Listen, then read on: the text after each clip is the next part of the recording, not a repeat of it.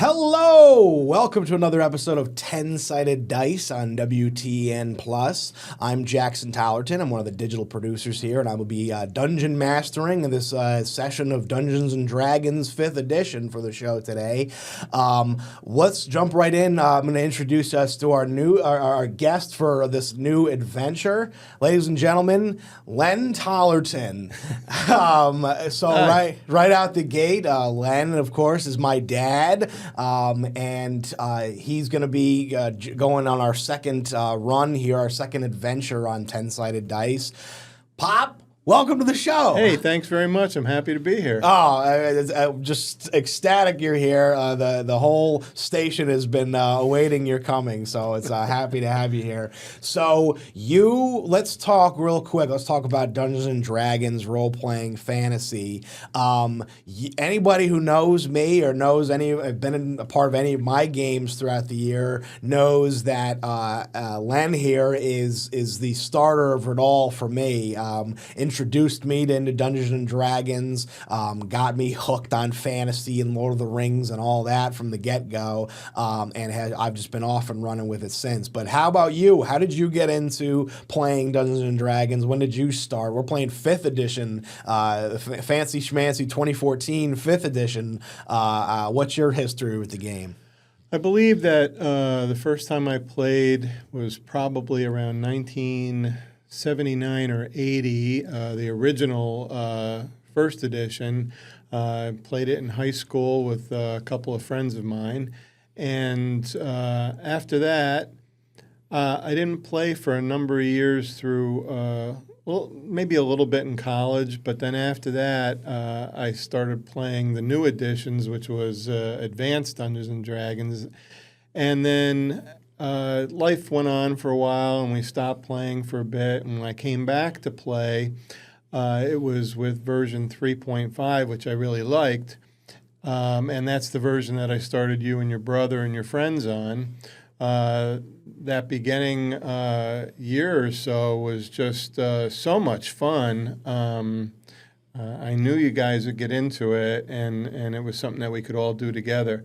And then I don't know. I think you started running a game after that and have been running since. Would you start running a game when you were 13 or 14, I believe? Yeah. And and you've been through a couple of different gaming groups, and that's been great. I play every once in a while now. Try to get you at the table. Yeah. Influences that got me into this was I always used to like to read adventure stories and things like that when I was a kid. And when I first picked up The Hobbit, I was hooked. I read it in one night, and that was it. And I just, from there, it was Lord of the Rings. It was the Belgariad. Nice. It was the Fionavar Tapestry by Guy Gabriel Kay, and a bunch of other stuff like that. Most of the classic stuff, but not all of it. And the Magician, I still right? read that stuff. The Rift War Saga by Raymond Feist, that was excellent also. Many people call that Magician, but it's the Rift War Saga. And I'm still reading that kind of stuff today, and I have spent entirely too much money over the last 5 to 8 years in Dungeons and Dragons peripheral stuff, books, maps. Oh my goodness gracious! And minis. I haven't spent a lot of money in 3D scenery because I'd be broke if I did. That's the thing. It's if you're part of that hobby, the hobby at all. Like he's saying, it's up there for everything. The books, the minis. Speaking of minis, this is going to be our second adventure through on 10-Sided Dice. We're kind of theater of the mind here, but we're going to start incorporating some minis and boards along the way. Let's talk about who you're going to be playing today. Who is your character? My character is a third-level human fighter by the name of Chibi Chung, and he's got decent stats all the way through. He's very good with a bow. He's got some studded leather armor and a couple of other hand weapons, a short sword and a mace. He has an armor class of 15. He is from a poor background and grew up an urchin. And his alignment is lawful neutral, so he's pretty much a very good guy and won't put up with a lot of questionable stuff that goes on around him. Okay. Although he's not a paladin, so Sure. he's not a goody two shoes. Sticks by his own code. I love that. Okay. And also quick shout out, I think, of a shared interest of ours, the D&D video games, Baldur's Gate, Icewind Dale. That's always kind of been part of our thing here too. So Diablo. Diablo, yeah, absolutely. So we're going to be starting, this is for anybody in this series, our first adventure, our first chapter was with our friend Christina and Melvin the Magical and the journey into the ancient abandoned city. So this is Adventure 2. This is Trouble in the Dark Forest. Going to be set in a different part of our fantasy world, different characters, different scenarios going on, and we'll kick off with our friend Len, our dad, as I call him, of course. And we'll get going. So we'll start rolling some dice. We'll pick up after our first break.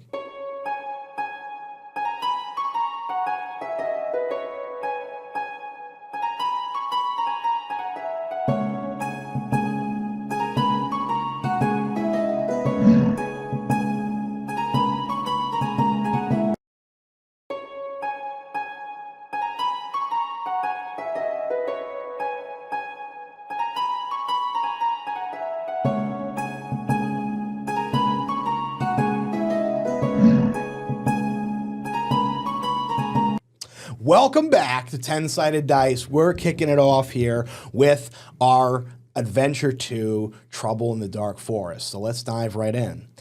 So one more time, give us our character, Chibi Chung, you said? Chibi Chung. He's a human fighter. He's probably about 6'2", about 240 pounds, and he's, I would say, he's probably 35 years old. Okay. And the weapons you said, I remember you saying he has a short bow, okay. And his fighting style is archery, so he's got a little bonus to his attacks. Nice. With his bow, and then he also uses a short sword or a mace depending on the need. Nice. And he wears studded leather armor. Very good. All right. So, Chibi Chung. Chibi Chung, is it Chibi Chung, one word? Yes. Chibi Chung. Okay, great. Chibi Chung, you are an adventurer who has been looking for work, and you've stopped into the town of Glen Hollow. After making a few acquaintances at the local tavern, the Big Boar Inn, you learn that the local baron has been looking for someone to deal with an owl bear that's recently attacked travelers on the road. For anybody unfamiliar in the D&D verse and magic creatures, an owl bear, if you will, is as the name might suggest, a large beast the size of about a big like grizzly bear, but instead of fur, it's more feathers, and it's the head is that of a large like territorial owl. Big beak, big claws on the bare paws, a frightsome creature for anybody, for any hapless person on the road or adventurer who maybe has not had their time out in the world. The one thing about an owl bear that might be a little bit misconstrued is just because they look like an owl, they don't fly. Yeah, they do not fly. That's right. They are land creatures. And they're also kind of known for like this like screech growl that kind of mixes the call of an owl and a bear, and that is unmistakable to anybody who has the misfortune of being felled upon by one. So maybe a little, daunting at first. He has come for work. He has found some work. He has heard that the job pays well to deal with this owl bear. Can't have big beasts attacking the trade roads. So Chibi Chung, you have been directed to meet with a man named Bertrand, an older human ranger who lives just outside the outskirts of town. You've been told that he is kind of been like leading the hunt for this beast. As someone looking to help, you are kind of directed toward his home on the outskirts of Glen Hollow. So you head out that, in the morning, let's say it's probably like 10 a.m., overcast, a little bit over the town. It probably takes you about 20 minutes to get to the outskirts. Walking or by horse? I'm going to say Chibi Chung's not at the owning a horse stage yet. I think he's still kind of, getting maybe a horse is in his future after some coin from this adventure. A little bit of a hoof through his armor. But you make it to the outskirts and you see this like pretty humble shack on the top of a hill outside the town. Upon approach, you can see this kind of like older man, kind of like medium gray beard, dark green cloak around, and you see that he seems to be kind of like chopping and preparing some firewood for later. He looks up at you as he sees you coming up the road, and he kind of immediately puts his hand up and grumbles and says, Nope, don't have any wood for sale. You'll have to head back to town. Good sir, I am not here for your wood. I am here for work. I hear that there's an owlbear problem. I'd like to lend my hand, my sword, and try to get this problem taken care of. Kind of like gives you like a up and down. And he says, "You'll hear about the owlbear, you say?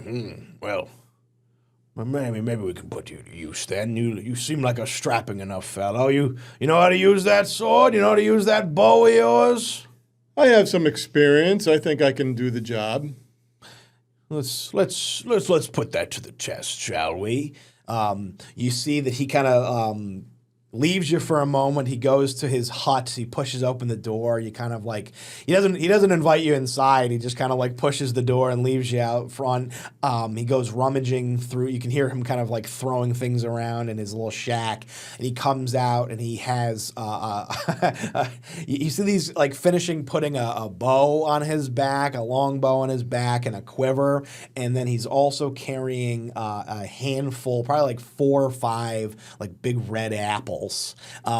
And he starts walking, and you see him set one up on like a target near his shack that he kind of uses to practice his archery. And he makes his way back to the door, and he looks at you and he says, "Well, have at it then. Let's see your shot."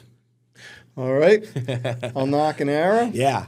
And go ahead and roll I'm going to cut to our dice cam here. Go ahead and roll basically like you'd be doing a bow attack. Okay, so my short bow, with all the bonuses of dexterity, and my fighting style is +5. Okay, very nice. That's 12 plus 5. 17. 17, very nice. Yeah, you kind of like nod, you pull out an arrow, you knock it, you fire right at the apple. Boom! Right through it. You hear like apple juice and like apple flesh kind of shred quickly as the arrow like it leaves a perfect hole through the arrow, goes out through the apple, goes out the other side, and kind of like hits into like the wooden like hold for the target. And when that happens, I turn to him and I go, and I wink at him. You see Bertrand, this like older ranger, kind of go, "All right, well. You not some like farmer lout like in town. You actually have your wits and your craft about you with the bow." As I said, I have some experience. He's all right. Well, maybe we can make some use of you yet. He starts to pull out like this small, like tattered, like notebook, and he's like kind of like gets up to the side of you and like starts showing you the book, and it's just like some notes and some like drawings of his like chronicling of this hunt for this owl bear. He kind of like points to you where you are on like the map, if you will, on his. He shows you the town, shows you his hut outside the town, and about like like an hour and a half walk from the hut, you can see that he is kind of circled out where the owl bear is like believed to have its den set up. It's where it's to be established. And he looks at you and he says, "Now, a couple of people have been attacked by this thing. Now, I don't know how much you know about owl bears. Why don't you, in fact, roll me? This will be a history or a survival check for you, whichever's higher, to see if you know what you do know about owl bears." Okay, it's the history check. Oh, I'm sorry, it's the survival check. Okay. And he rolls a 17, and that is +2 is 19. Wow! Oh, wow! So you know what? You in your early days in your adventure and your travel, you have heard about owl bears. You may have even encountered one before. He says what he says in his findings. You agree with in your history. It seems to track. He says that owl bears are not often known to stray far from their dens unless they're scavenging and like winter is approaching or something like that. And I found that this owl bear has strayed a bit further away from its den than is a bit normal. The Baron and all does not really care one way or the other. He wants it dealt with, but I have my suspicions that the bear might be rabid or something and acting erratically. Have you ever had any experience with the beasts? Nothing such as this with an owl bear that has that much of a problem. I wonder why he's just attacking people. Is it just for food, and he can hopefully be moved along to someplace else? Or if he's got some kind of bad health issue, maybe he needs to be eliminated, and that's unfortunate. I wish they had enough intelligence to be able to communicate with, but sometimes you just have to thin the herd, as it were, and protecting your citizens is of utmost importance. You see Bertrand kind of like stand back and not say anything, and he goes, "I like you a lot, kid. What'd you say your name was?" Chibi Chung. Chibi Chung. Well, I couldn't have said it better. Even if the beast is rabid or dealing with some sort of ailment that's causing it to act this way, it's either on its way out anyway, or as you said, a threat to the safety of travelers. And unfortunately, nature's brutal like that sometimes. So we have to step in when we can. It's our duty. Well, if you have no plans for the day, I was going to go and check out the den and see if I can see it operating. It's been known, the reported attacks have been at random times, sometimes through the morning, sometimes in the evening. It seems that this thing's sleep schedule is off, and I wanted to kind of scout around the area of its den and see if we can maybe catch it sleeping or something. And because erratic, whatever. Owl bears are nasty, son. They're tons of weight, literally, and those claws and talons and whatnot, and that beak. You don't want to mess with it. So if we can get the jump on it, I think that would be for the best. Well, today will be much better than tomorrow, as tomorrow I have a meeting with a rogue and cleric friend of mine, and we're going to discuss another mission. However, so today would probably be best, and I've had my morning coffee and I'm all ready to go.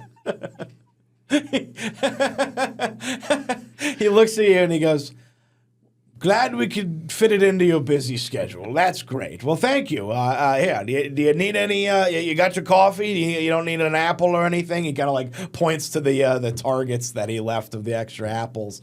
He says, "It'll only take us about an hour and a half to get there from what." And, fine. If I need an apple, I'll bring one with me. You go over and grab one of the arrow shot apples, and you start to follow Bertrand over to the den. So, what happens along that way, we will find out when we come back from our second break.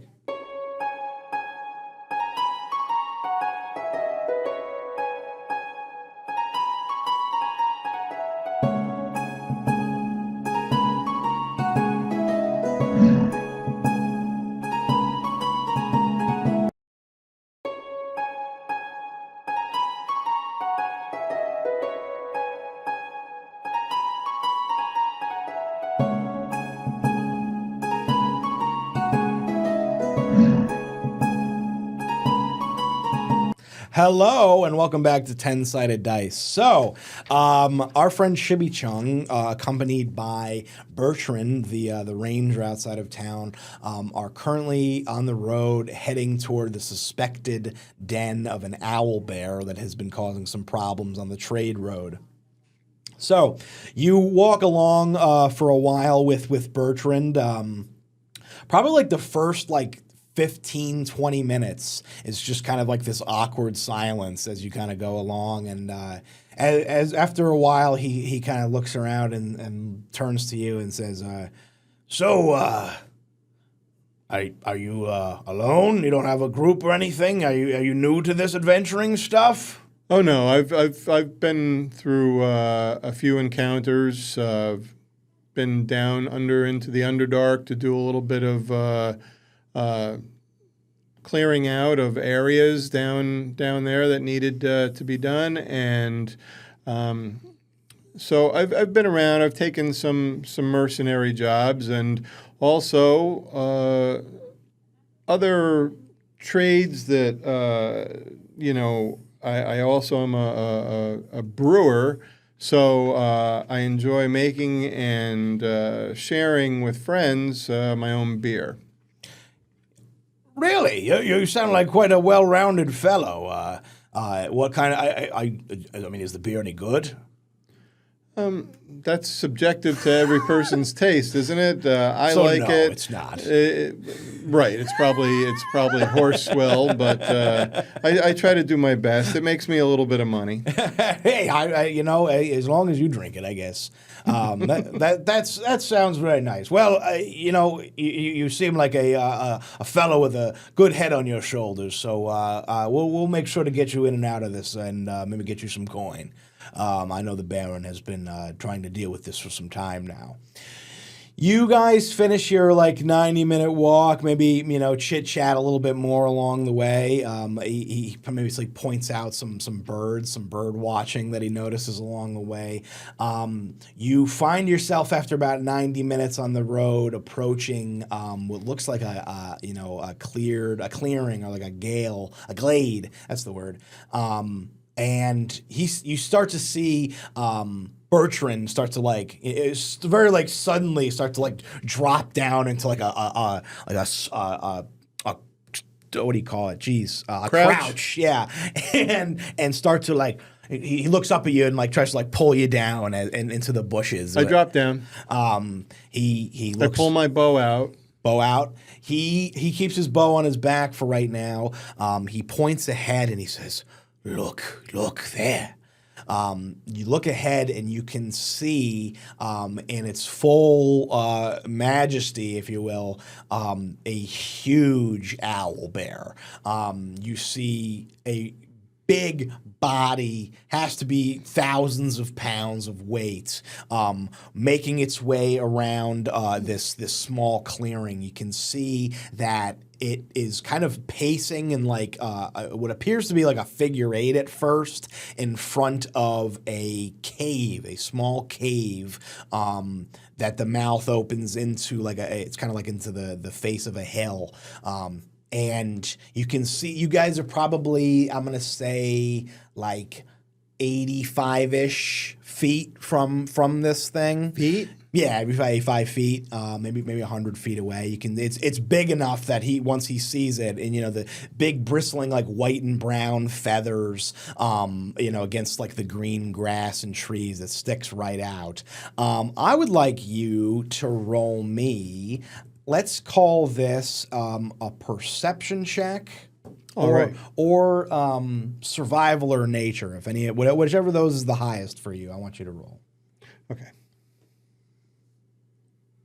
It's all going to be the same. Okay. They're all wisdom, and that's +2. So 7. 7 total. Okay. Yes. You look and see this creature, and it looks like it's probably like 11:30 now in the morning, still kind of overcast. You guys are kind of on the early fringe of what's called the dark forest, which is known to have anything from like wolves to like packs of goblins that kind of run in and out, but the cities and towns guardsmen do well to kind of keep them clear from the most of the roads and most of the the settlements. But it's kind of like go through the forest at your own risk as you get deeper and deeper in. You guys are early in, and more to Bertrand's point of like how far this owl bear has strayed out. So Chibi Chung kind of whispers over to Bertrand and says, "Haven't you brought other parties to do this before, or is this a new thing?" He looks and he says, "Well, no. Nobody ever usually wants to go with me." Oh, all right. Well, I just didn't know whether we were going to find, or I didn't want to know. I wanted to know whether people haven't returned from this mission before. He says, "This is fairly fresh." He puts his hand on your shoulder and he says, "You might be the first to return. That is, not to not return. Well, no, Why, certainly. You know what I mean. I plan on returning." As he starts to You start to see him like gesture for you to like follow, see if you guys can get a little bit closer to Owlbear and check it out a little bit. Because with your 7 perception, you can't quite discern what it's doing. Okay. But you kind of see it kind of pacing in front of this cave front. He gestures for you to follow. Let's get a bit of a closer look and see if we can find something to exploit of this thing. So as Bertrand and Chibi Chung go to creep closer to the owl bear, that is where we're going to leave off our first episode, off on a cliffhanger. We've been a little series of that going on. Thank you all so much for tuning in to 10-Sided Dice, and thank you, Pop, for joining us for our first episode together, Trouble in the Dark Forest, and we'll see you guys all next time. Thanks. Bye.